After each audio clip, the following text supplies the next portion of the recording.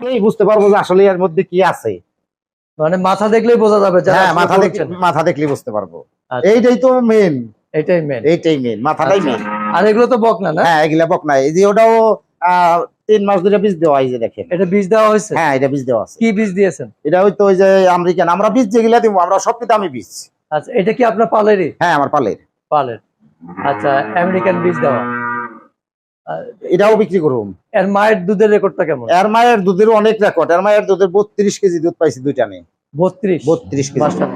তাহলে এর কেমন আশা করতেছেন যে প্রথম কেমন হতে পারে বলে মনে করেন? প্রথম মনে করেন কেবল হইলাম আজকে 3 মাস।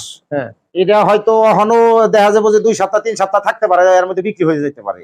আচ্ছা, এখন দাম চাইবেন মনে করেন 1,40,000 টাকা। 1,40,000 টাকা। ওর দুধ কেমন আশা করতেছেন? ওর দুধ মনে করেন 2 টানে 17-18 দুধ পাইব।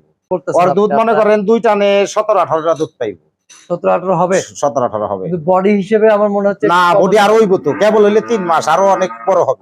আরো অনেক বড় হবে। আর তারপরে মেন উদ্দেশ্য হলে গরু যেই কিনুক, যেই লালন পালন করুক, এর মধ্যে খাবারের মধ্যে সবকিছু ডিফারেন্স।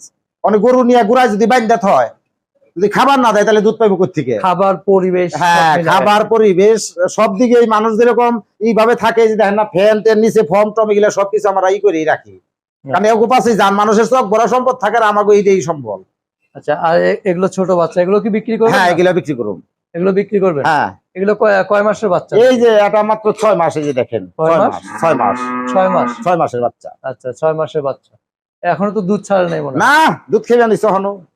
এইটা যদি বিক্রি করেন এটা কেমন দাম আসে? এইটা 60,000 টাকা দাম চেয়েছি। 60,000।